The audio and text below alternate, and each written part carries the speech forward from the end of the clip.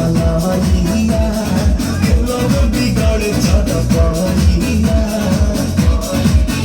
ये तो रात भर मचा मचा किया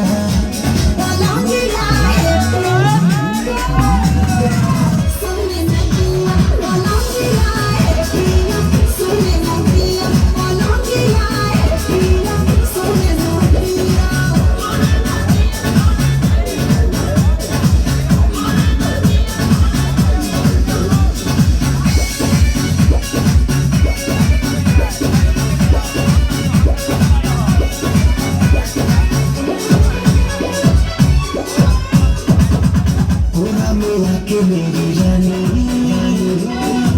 तो जीने दो जवानी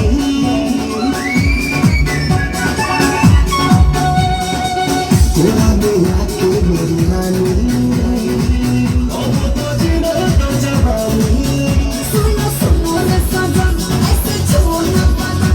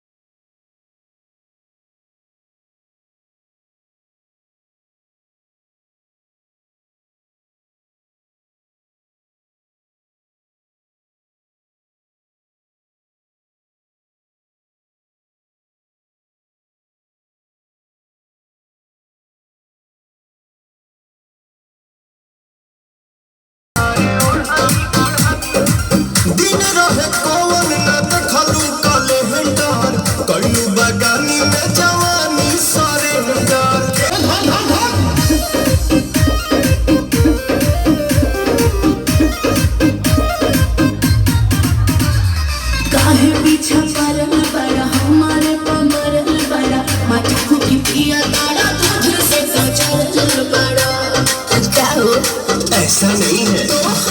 के करी जनवलू हा भगिया गोरी हा पुतवलू हा अगिया गोरी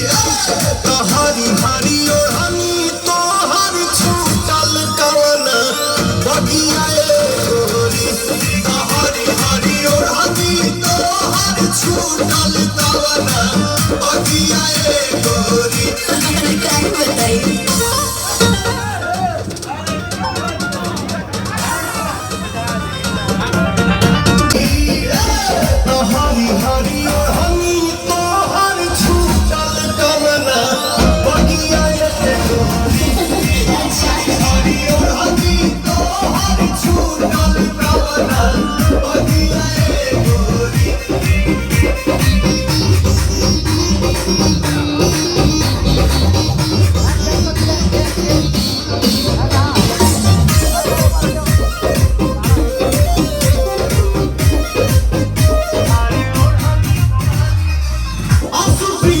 से